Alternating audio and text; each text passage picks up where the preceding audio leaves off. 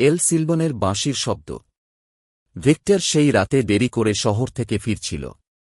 গ্রামের পথটা একদম শুনশান, শুধু দূরে কোথাও ঝিঁঝি পোকার ডাক শোনা যাচ্ছে। সে হাঁটছিল দ্রুত, কিন্তু হঠাৎই বাতাসে একটা অদ্ভুত সুর ভেসে এল, একটা বাঁশির মৃদু সুর। ভিক্টর কপালে ভাঁজ ফেলল। এই গভীর রাতে কে বাঁশি বাজাচ্ছে? আশপাশে তাকিয়ে কাউকে দেখতে পেল না।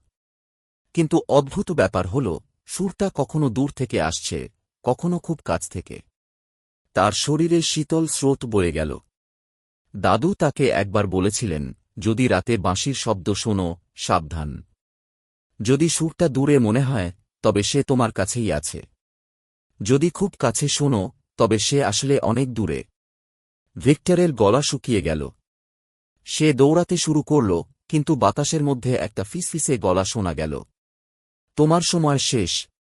ভিক্টর পেছনে তাকাল, আর সাথে সাথেই চিৎকার আটকে গেল তার গলায়। এক লম্বা, কঙ্কালসার মানুষ দাঁড়িয়ে আছে রাস্তার ধারে, কাঁধে একটা বিশাল বস্তা ঝুলিয়ে। তার চোয়াল খুলে আছে অস্বাভাবিকভাবে, আর তার কালো ফাঁকা চোখ সরাসরি ভিক্টরের দিকে তাকিয়ে। হঠাৎ সেই বাঁশির সুরটা বেড়ে গেল, আর ভিক্টরের মাথার ভেতর অন্ধকার নেমে এল। পরদিন সকালে গ্রামের লোকেরা রাস্তার পাশে শুধু তার টুপি আর এক জোড়া জুতা পেল। কেউই জানে না ভিক্টর কোথায় হারিয়ে গেল। কিন্তু রাতে আবার সেই বাঁশির শব্দ শোনা গেল।